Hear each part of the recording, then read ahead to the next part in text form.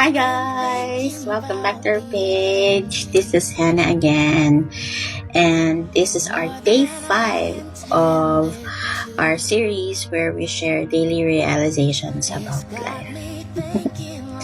Okay, so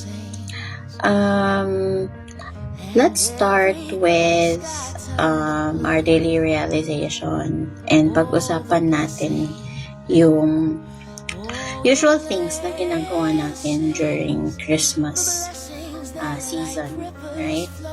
So, di ba, ilang days before Christmas, I think everyone naman is familiar sa simbang gabi, right? So, I think a lot of Filipinos naman are Catholic dito sa Pilipinas. Kaya, I'm sure na alam nyo ang simbang gabi. So, nung first time na ginawa ko yung simbang gabi, ginawa ko yun kasi sabi sa akin, kapag nakompleto mo yung 9 days na simbang gabi, matutupad yung wish mo. So, yung first time na try ko yung simbang gabi, nag-wish ako syempre, diba? Pero, ang tagal na kasi noon, kaya hindi ko sure kung natupad ba siya or hindi. So, basta hindi ko na maalala kasi syempre, diba, kapag nag-wish ka, hindi mo rin masasabi kung natupad ba or hindi. Pero marami kang wini-wish, diba? Kapag nagsisimbang gabi ka, diba? So, normally, ang dami nating wish kapag nagsisimba tayo, diba? So, I think, common yun na marami kang hiling sa buhay, diba? Marami tayong hiling kay God. And, so, may mga other wishes ako na syempre hindi naman pa natutupad. And siguro matutupad yon in the future. So, I'm hoping na sana someday matupad. Yeah.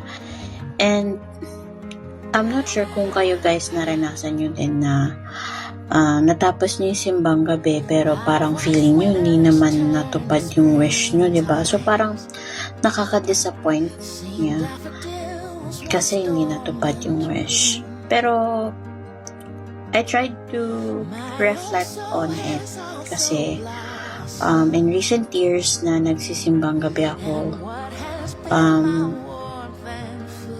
maybe last 2 years, hindi kasi ako nakapagsimbang gabi na talagang pumupunta ako sa simbahan kasi diba nangyari ngayong pandemic.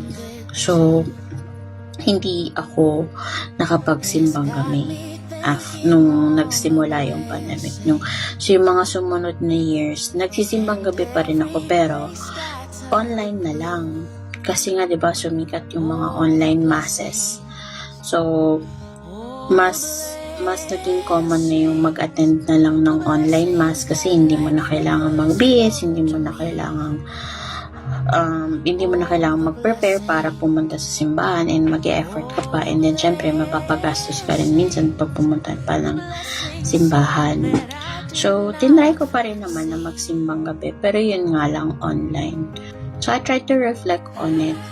Siguro isa rin sa mga reasons baka hindi pa nabibigay yung mga wish ko is because baka hindi pa time para ibigay ni Lord yung mga wish ko.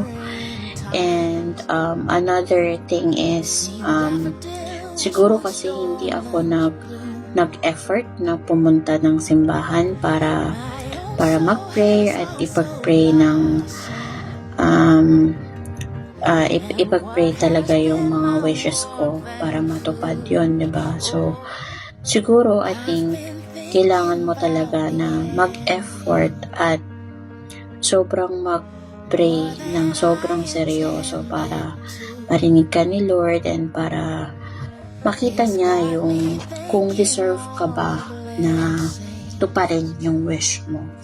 So, I think yun yung isa sa mga naisip ko nung nagre-reflect ako habang iniisip ko tong gawin, tong video na to.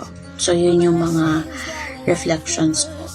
I think una is yung willingness mo at saka yung tiyaga mo na pumunta ng simbahan is very important.